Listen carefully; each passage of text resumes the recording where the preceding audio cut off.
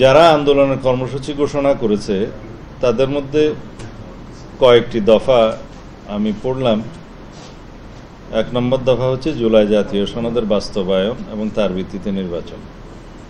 এ বিষয়ে আমাদের বক্তব্য হলো যে জুলাই জাতীয় সনদ প্রণীত হয়ে গিয়েছে এবং সেটা স্বাক্ষরের অপেক্ষায় আছে।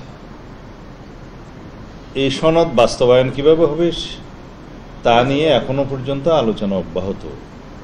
জাতীয় ঐকমত্য কমিশন আমাদের পরবর্তী সভা আগামীকালকে আছে। এই আলোচনা অব্যাহত থাকা অবস্থায় একই দাবিতে রাস্তায় আন্দোলনের কর্মসূচি দেওয়াটা কতটা সমুচিত সেটা জনগণ ভেবে দেখবে। যে বিষয়টি আলোচনার টেবিলে নিষ্পত্তি হওয়ার অপেক্ষায় আছে সেই বিষয়ে আবার আন্দোলনের নিয়ে রাজপথে নামা আমার মনে হয় যেটা সঠিক পদ্ধতি নয়। দ্বিতীয় হচ্ছে এই সনদের ভিত্তিতে নির্বাচন অনুষ্ঠানের জন্য সনদ বাস্তবায়নের পদ্ধতিতে সেটা নিরূপণ হবে। আর যারা রাজনৈতিক প্রতিপক্ষ হলো বলে আপনারা প্রশ্নে বলেছেন, আমরা কাউকে রাজনৈতিক প্রতিপক্ষ মনে করি না তো। কারণ যারা গণতান্ত্রিক প্রক্রিয়ায় রাজনীতি করবে তারা সবাই রাজনীতির মাঠে আমাদের রাজনৈতিক সঙ্গী। আমাদের মধ্যে নির্বাচন যখন অনুষ্ঠিত হবে প্রতিদ্বন্দ্বিতা হবে, প্রতিযোগিতা হবে। তাছাড়া রাজনৈতিক চর্চায় বিভিন্ন রকমের মতভিন্নতা থাকতে পারে, সেটা তারা জনগণের সামনে তাদের বক্তব্য দিবে, আমরা আমাদের বক্তব্য দেব। সেটা বিচারের দায়িত্ব, বিবেচনার দায়িত্ব জনগণের। আমরা এইভাবেই দেখি রাজনৈতিক মাঠে আমরা কাউকে প্রতিপক্ষ শব্দটি ব্যবহার করতে চাই না। সেটা আসলে সঠিক পার্লামেন্টারি ওয়ার্ডও নয়, সংসদীয় ওয়ার্ডও নয়। রাজনৈতিক ময়দানে সবাই আমরা সৌহার্দ্যপূর্ণ পরিবেশে রাজনীতি চর্চা করব, সেটাই বর্তমান সময়ের চাহিদা এবং দাবি। জাতির প্রত্যাশা যে গণতন্ত্রের চর্চা হবে, বহুমত পোষণ করবে, আবার সহমত পোষণ করবে জাতীয় ইস্যুতে। জাতীয় ঐক্য আমাদের প্রয়োজন জাতীয় ইস্যুতে, জাতীয় যে কোনো গুরুত্বপূর্ণ ইস্যুতে আমরা সকল গণতান্ত্রিক রাজনৈতিক দল একমত পোষণ করব জাতীয় স্বার্থে। কিন্তু আমাদের মতভিন্নতা, প্রতিদ্বন্দ্বিতা, প্রতিযোগিতা থাকবে নির্বাচনের ক্ষেত্রে। আর গণতান্ত্রিক প্রক্রিয়ায় বহুদলীয় গণতান্ত্রিক চর্চা, বিভিন্ন রাজনৈতিক দলের বিভিন্ন মতাদর্শ থাকবে, আদর্শ থাকবে, ফিলোসফি থাকবে। সেটা নিয়ে তারা রাজনীতি করবে, জনগণের সামনে তারা সেটা উপস্থাপন করবে, এটাই রীতি। আমরা লক্ষ্য করলাম জাতীয় ঐকমত্য কমিশনের টেবিলে আলোচনায় যে সমস্ত বিষয়গুলো আমরা আলোচনা করেছি, উত্থাপিত হয়েছে, এই বিষয়ের মধ্যে অনেক বিষয় ছিল, কিছু বিষয় ছিল না। তার মধ্যে পিআর পদ্ধতি নির্বাচনের বিষয়টি নিম্নকক্ষে আমাদের আলোচনার টেবিলে ছিল না। যারা আজকে পিআর পদ্ধতিতে নিম্নকক্ষ চাই বলে দাবিতে আন্দোলন করছেন, তারাও সেই আলোচনায় অংশগ্রহণ করেছে। কিন্তু ঐকমত্য কমিশনের আলোচনার সূচিতে না থাকলে সেই বিষয়ে ঐকমত্য কমিশনের আওতাভুক্ত কোনো বিষয়ে আমি কথা বলতে পারি, কিন্তু এই বিষয়ে কথা বলতে পারি না। তবে রাজনৈতিক বক্তব্য হিসেবে কোনো দল মাঠে যদি সেই দাবি উত্থাপন করে, আমরাও গণতান্ত্রিক প্রক্রিয়ায় তার বিপক্ষে আমাদের যা বক্তব্য আছে সেটা আমরা রাজনৈতিক মাঠে ময়দানে দেব। ইতিমধ্যে আমরা দিয়েছি যে বাংলাদেশে নিম্নকক্ষে এবং উচ্চকক্ষে কোথাও পিআর পদ্ধতি আমরা চাই না। কেন চাই না তার পক্ষে আমরা আমাদের যুক্তি দিয়েছি। যেমন বাংলাদেশের রাজনৈতিক কালচার এবং নির্বাচনের ইতিহাস কোনোটার সাথেই সামঞ্জস্যপূর্ণ নয় এই পিআর পদ্ধতি। পৃথিবীর বিভিন্ন দেশে বিভিন্ন রকমের বিভিন্ন পিআর পদ্ধতি চালু আছে। তার মধ্যে সেই পিআর পদ্ধতিগুলো আমাদের পার্শ্ববর্তী একটি দেশেও তার পরিণাম আমরা দেখতে পাচ্ছি। দুর্বল সরকার ব্যবস্থাপনা হয়। পিআর পদ্ধতিতে কোনোদিন সাধারণ মেজরিটি নিয়ে সরকার গঠন করা খুবই মুশকিল এবং একটা অস্থিতিশীল সরকার ব্যবস্থা প্রতিষ্ঠিত হয় এবং একটা সব সময়ের জন্য কোয়ালিশন পার্লামেন্ট এবং কোয়ালিশন গভর্নমেন্ট হয়। সেই ক্ষেত্রে জাতির আকাঙ্ক্ষা পূরণ করা সম্ভব হয় না। নির্বাহী বিভাগের অথবা যারা মেজরিটি দল থাকে তাদের বিভিন্ন রকমের প্রতিশ্রুতি জনগণের জন্য থাকে, জাতির কাছে থাকে, সেগুলো বাস্তবায়ন সম্ভব হয় না। সবসময় একটা দাবি পূরণের জন্য আন্দোলন হতেই থাকে, যেহেতু দাবি পূরণ করা সম্ভব হয় না। তো এই সমস্ত কিছুর বিবেচনায় আমাদের প্রচলিত পদ্ধতি প্রত্যক্ষ নির্বাচনের মাধ্যমে জাতীয় সংসদের সদস্য নির্বাচিত হওয়ার যে পদ্ধতি, এটা সংবিধানের আর্টিকেল 65 সাবসেকশন 2-তে আছে, সেটা বহাল আছে। আমরা এইভাবেই চাই, কারণ জনগণ তার নির্বাচিত প্রতিনিধি কে সুনির্দিষ্টভাবে তাকে জানতে চায়। আমাদের দেশের পলিটিক্যাল কালচার সেটা, এবং আমাদের রাজনৈতিক ইতিহাসে এর কোনো ব্যতিক্রম বা চর্চা আমরা আগে করিনি। সুতরাং এই পদ্ধতিটা একটা পরীক্ষিত পদ্ধতি। তার বাইরে কোনো রাজনৈতিক স্বার্থে, রাজনৈতিকহীন উদ্দেশ্যে অথবা কিছু আসন বেশি প্রাপ্তির উদ্দেশ্যে যদি আমরা একটা অস্থিতিশীল রাষ্ট্র ব্যবস্থা, সরকার ব্যবস্থা, সংসদীয় ব্যবস্থার দিকে যাই, তাহলে এটা আমাদের জাতীয় জীবনের জন্য একটা ভয়ঙ্কর পরিণতি নিয়ে আসবে ভবিষ্যতে। সেই জন্য আমরা এই পিআর পদ্ধতিকে প্রত্যাখ্যান করি। এদেশের জনগণ পিআর পদ্ধতির পক্ষে নয়। কেউ যদি এই রাজনৈতিক দাবি তাদের নির্বাচনী ম্যানিফেস্টোতে উল্লেখ করে পরবর্তী নির্বাচনে অংশগ্রহণ করে, তারা যদি ম্যান্ডেট প্রাপ্ত হয়, তখন তারা জাতীয় সংসদে সেভাবে আইন প্রণয়ন করতে পারবে। যে কোনো রাজনৈতিক দল তার গণতান্ত্রিক অধিকার হিসেবে তাদের রাজনৈতিক বক্তব্য নিয়ে মাঠে যেতে পারে, রাজপথে যেতে পারে, জনগণের সামনে উপস্থাপন করতে পারে। আমরা সেটার বিপক্ষে আমাদের যে বক্তব্য, আমরাও সেটা মাঠে দেব, জনগণের সামনে দেব। জনগণ যেটা গ্রহণ করবে সেটা দেখা যাবে। নির্বাচনকে বিলম্বিত করার জন্য অথবা বাধাগ্রস্ত করার জন্য যে কোনো রাজনৈতিক কৌশলকে এদেশের জনগণ প্রত্যাখ্যান করবে, সেটা আমরা আগেও উচ্চারণ করেছি। কারণ এই দেশের জনগণ দীর্ঘ 16-17 বছরের অবিরাম সংগ্রাম করেছে, রক্ত দিয়েছে, শহীদ হয়েছে। কিসের জন্য? ভোটাধিকার প্রয়োগের দাবি আদায়ের জন্য, গণতান্ত্রিক অধিকার প্রতিষ্ঠার জন্য, সাংবিধানিক অধিকার প্রতিষ্ঠার জন্য, সর্বশেষ বৈষম্যহীন সমাজ ব্যবস্থা কায়েমের জন্য এবং রাষ্ট্র ব্যবস্থা সংস্কারের জন্য পরে এই দাবি গণদাবিতে পরিণত হয়েছে। এগুলো বাস্তবায়ন তখনই সম্ভব হবে যখন আমরা একটা সুষ্ঠু, নিরপেক্ষ, অবাধ, গণতান্ত্রিকভাবে নির্বাচিত জাতীয় সংসদ পাবো, রাজনৈতিক সরকার পাবো। তো সুতরাং এই পথে যারাই বাধা সৃষ্টি করতে চাইবে কৌশলে, রাজনৈতিক হীন উদ্দেশ্য চরিতার্থ করার জন্য, দলীয়হীন উদ্দেশ্য চরিতার্থ করার জন্য, সেটা জনগণ প্রত্যাখ্যান করবে বলে আমরা বিশ্বাস করি। এখন শেষ বিচারে জনগণই হচ্ছে বিচারক এই সমস্ত রাজনৈতিক কর্মসূচির জবাব দেওয়ার জন্য। আমরা রাজপথে আমাদের শক্তি প্রদর্শন করতে পারি, আর এক দল আরেকদের শক্তি প্রদর্শন করতে পারে, কিন্তু সেই বিষয়টা নির্ধারিত হবে কোথায়? জনগণের সার্বভৌম ভোটাধিকার প্রয়োগের মধ্য দিয়েই তো আমরা সেখানে যাই না। আমরা পিআর পদ্ধতির বিপক্ষে উচ্চ নিম্নকক্ষ সর্বত্র। কারণ আমরা বলেছি, যাদের রাজনৈতিক এজেন্ডা আছে পিআর পদ্ধতি প্রতিষ্ঠার জন্য, তারা তাদের নির্বাচনী ইশতেহারে সেই বিষয়টা উল্লেখ করে জনগণের কাছে যাক। জনগণের ম্যান্ডেট যদি তারা প্রাপ্ত হয়, তাহলে তারা তাদের সেই রাজনৈতিক আদর্শ বা কৌশল তখন তারা প্রণয়ন করতে পারবে, আইন প্রণয়ন করতে পারবে।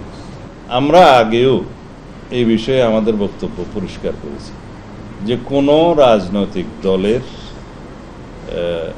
নিষেধ করা, কোনো রাজনৈতিক দলের কর্মকাণ্ড বা কোনো রাজনৈতিক দলকে নিষিদ্ধ ঘোষণা করা নির্বাহী আদেশে, সেটা আমরা সমর্থন করি না।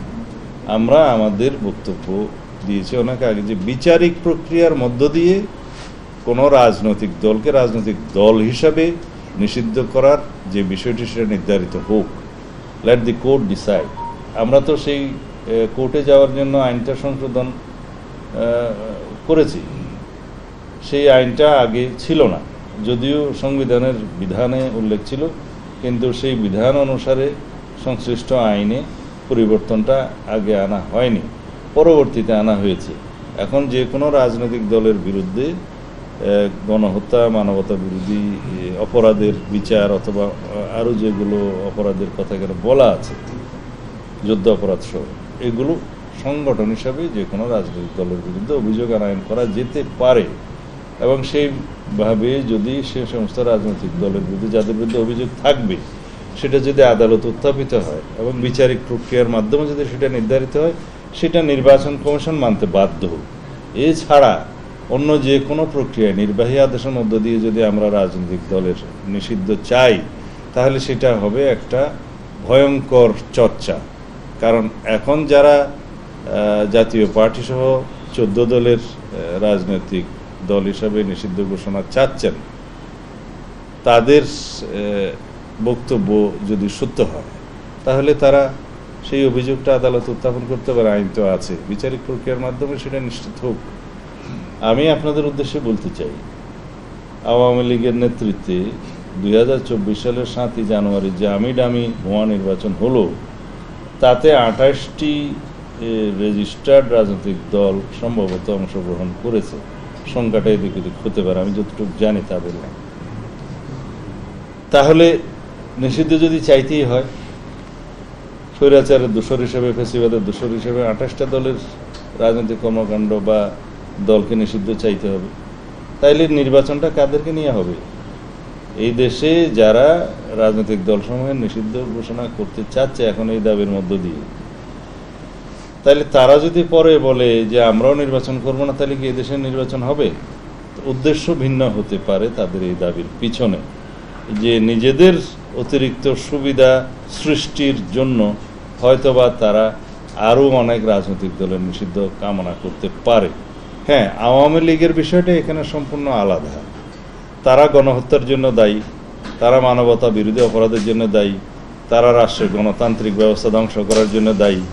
সেই ফ্যাসিস্ট সরকারের বিরুদ্ধে, সেই সরকারের যারা প্রধানমন্ত্রী সহ অন্যান্য মন্ত্রী, এমপি এবং দোসররা ছিল, তাদের বিরুদ্ধে গণহত্যা এবং মানবতা বিরোধী অপরাধের দায়ে বিভিন্ন জনের বিরুদ্ধে অভিযোগ উত্থাপিত হয়েছে, আদালতে মামলা দায়ের হয়েছে, আরও হবে, বিচার চলছে। এবং রাজনৈতিক দল হিসাবে আওয়ামী লীগের বিচার আমরাই দাবি করেছিলাম সর্বপ্রথম। রাজনৈতিক দল হিসাবে তাদেরকে বিচারের আওতায় আনা হোক গণহত্যা এবং মানবতা বিরোধী অপরাধের জন্য, এবং সেটা আদালতে নির্ধারণ করবে তারা এদেশে রাজনীতি করতে পারবে কি পারবে না, নির্বাচন করতে পারবে কি পারবে না। সেই প্রক্রিয়ায় যদি আরও কোনো রাজনৈতিক দলের বিরুদ্ধে সেই অভিযোগ থাকে, সেটা আদালত উত্থাপন করা যেতে পারে। আইন আগে ছিল না, এখন তো সংশোধিত হয়েছে। এটা আমাদের এখনকার বক্তব্য নয়, আগেরই অবস্থা। আমরা আলোচনায় যাচ্ছি, আগামীকালকেও আলোচনা হবে। আলোচনার প্রেক্ষিতে যা কিছু প্রস্তাব দেয়ার আমরা ওখানে দেব বা আলোচনা করব। আমরা নীতি ঠিক করেছি যে এমন কোনো প্রক্রিয়াকে আমরা উৎসাহিত করব না, যেমন স্পেশাল কনস্টিটিউশনাল অর্ডার বা এক্সট্রা কনস্টিটিউশনাল অর্ডার যাই হোক, যেই প্রক্রিয়াটা বিদ্যমান সংবিধান বহাল থাকা সত্ত্বেও সেটা আবার অনুমোদিত হবে, তাহলে একটা খারাপ নজির সৃষ্টি হবে। এই ব্যাড প্রেসিডেন্ট আমরা রেখে যেতে চাই না ভবিষ্যতের জন্য, জাতীয় জীবনের জন্য। কারণ 2 বছর 5 বছর পরে একই প্রক্রিয়ায় যদি আরও কোনো দল অথবা কোনো গোষ্ঠী যদি দাবি করে যে আবার এইভাবেই সংবিধান সংশোধিত হোক, তাহলে পার্লামেন্টেরও প্রয়োজন হবে না এবং দেশে বিদ্যমান সংবিধানেরও কোনো মূল্য থাকবে না, এবং সেটাতে একটা অরাজকতার সৃষ্টির জন্য আমরা একটা পথ খুলে যাব। সেটা আমরা চাই না। আমরা আহ্বান করেছি যে এই সংস্কার প্রস্তাবগুলো, সংবিধান সংক্রান্ত যেগুলো আছে ওগুলো বাদে বাকি সকল কিছু এই সরকার এখনই বাস্তবায়ন করতে পারে এবং করে যাচ্ছে। হয়তো তারা সম্পন্ন করতেও পারবে, অথবা অনিষ্পন্ন অথবা অসম্পন্ন থাকলে সেটা পরবর্তী সরকার করবে, যার জন্য সংবিধান সংশোধনের প্রয়োজন নেই। কিন্তু সংবিধান সংশোধনী সংক্রান্ত যে সমস্ত প্রস্তাবগুলোতে আমরা একমত হচ্ছি, কিছু কিছু বিষয়ে নোট অফ ডিসেন্ট সহ, সেই বিষয়গুলোর সংশোধনের জন্য, গ্রহণ করার জন্য একমাত্র উপযুক্ত ফোরাম হচ্ছে জাতীয় সংসদ। কিন্তু এর বাইরে যদি কোনো আইনানুগ পন্থা আমরা উদ্ভাবন করতে পারি আলোচনার মধ্য দিয়ে, সেটা যে কোনো বৈধ আইনি এবং সাংবিধানিক প্রক্রিয়া হবে, সেটাতে আমরা একমত হব। সেটা আমরা বলেছি এবং মাননীয় প্রধান উপদেষ্টার সামনে আমরা যেভাবে আমাদের বক্তব্য উপস্থাপন করেছি, আমি ওখানে আমার বক্তব্য দিয়েছি। আমি বলেছি আপনি নিজস্ব ব্যক্তিগত উদ্যোগ নেন, আপনি ছোট ছোট মিটিং করে দলসমূহের সাথে আলাপ করেন, আপনি একটা উপায় বের করেন, আপনি সেই উদ্যোগের ফলে আপনি সফল হবেন, সেটা আমরা বিশ্বাস করি। এই বক্তব্য আমি দিয়েছি। আমি বলেছি সবার প্রত্যাশা থাকতে পারে, আমাদের বিশ্বাস আছে, প্রত্যাশা তো আছি। এটা একটা। দ্বিতীয় হচ্ছে আমরা সুপ্রিম কোর্টের কাছে মতামত নিতে বলেছি যে এই সংশোধনীগুলো সংবিধানের আমরা জাতীয় সংসদ ছাড়া অন্য কোনোভাবে এখনই সেটা ভ্যালিডিটি দেওয়ার জন্য কোনো উপায় আছে কিনা দেখি, জুডিশিয়ারি কি মতামত দেয়। কারণ এন্ড অফ দি ডে আমরা যদি এগুলো গ্রহণ করি, জুডিশিয়ারিকে আমরা জানালাম না, কনসাল্ট করলাম না, যে কোনো ব্যক্তি রাষ্ট্রের অধিকার আছে আদালতে উপস্থাপন করতে পারে যে এই বিষয়গুলো এইভাবে সংবিধানের বিষয়গুলো সংশোধিত হওয়া বৈধ কিনা। সে তার অধিকার পূর্ণ হলে তার ব্যক্তি জীবন এবং সম্পদের অধিকার সংক্রান্ত যে কোনো বিষয়ে যখন আদালতে যাবে, আর্টিকেল 31 অনুসারে সেটা অধিকার দেয়া আছে, তখন আদালত কি বলবে? তখন হয়তো আদালত বলবে যে সংবিধান সংশোধিত হয়েছে, এটা কোন প্রক্রিয়ায় হয়েছে, কে করেছে, কার কর্তৃত্ব আছে, কোন ফোরামে হয়েছে, এই কথাগুলো বলবে। তো সুতরাং আগেই যদি আমরা জুডিশিয়ারি মতামতটা নিতে পারি, সেই ক্ষেত্রে তারা হয়তো একটা বৈধ প্রক্রিয়া অথবা পরামর্শ দিতে পারে। এটা আমার দ্বিতীয় প্রস্তাব। তৃতীয় প্রস্তাব বলেছি, যদি আলাপ আলোচনার মধ্য দিয়ে আরও কোনো পন্থা আমরা বৈধ পন্থা বের করি, যেটা আমাদের জন্য ইতিহাসে খারাপ নজির স্থাপিত হবে না বলে মনে হবে, ভবিষ্যতের জন্য কোনো জাতীয় জীবনের সংকট সৃষ্টি হবে না বলে মনে হবে, সেই পন্থাও আমরা অবলম্বন করতে পারি। কি কি পন্থা হতে পারে সেটা আমরা আলোচনার মধ্য দিয়ে হয়তো বের করতে পারবো, সেই আলোচনা অব্যাহত আছে। তবে যেহেতু আপনারা আইডিয়া চেয়েছেন, সেই আইডিয়ার কথাগুলো আমরা এখানে এত উন্মুক্তভাবে বলতে চাই না। অনেকগুলো প্রস্তাব এসছে, সেই প্রস্তাবগুলোর মধ্যে একটি দল দুটো প্রস্তাব দিয়েছে, আরেকটি দল একটি প্রস্তাব দিয়েছে, যেগুলো কোনো বৈধ প্রক্রিয়ার মধ্য দিয়ে পরবর্তী জাতীয় সংসদে অনুমোদনের প্রেক্ষিতে বা শর্তে গ্রহণ করলে এখনই কোনো আইনি জটিলতা সৃষ্টি হবে না, সেরকম দু একটা পন্থা অবশ্যই আছে, সেটা আমরা আলোচনার সময় বলব। বাংলাদেশে যদি রাজনৈতিক স্থিতিশীলতা প্রতিষ্ঠিত না হয়, গণতান্ত্রিকভাবে নির্বাচিত রাজনৈতিক সরকার প্রতিষ্ঠিত না হয়, তাহলে দেশে একটা সাংবিধানিক শূন্যতা বিরাজ করতে পারে। সেই শূন্যতার মধ্যে জাতীয় ঐক্য বিনষ্ট হবে। সেই জাতীয় বিনষ্ট হলে সেটার সূত্র ধরে পতিত ফেসিবাদ সুযোগ নেবে এবং তাদের হাত ধরে আঞ্চলিক শক্তিগুলো এখানে জড়িত হয়ে যেতে পারে পরস্পর বিরুদ্ধে, এবং একটি বৈশ্বিক শক্তিও সেই সুযোগটা নিতে পারে।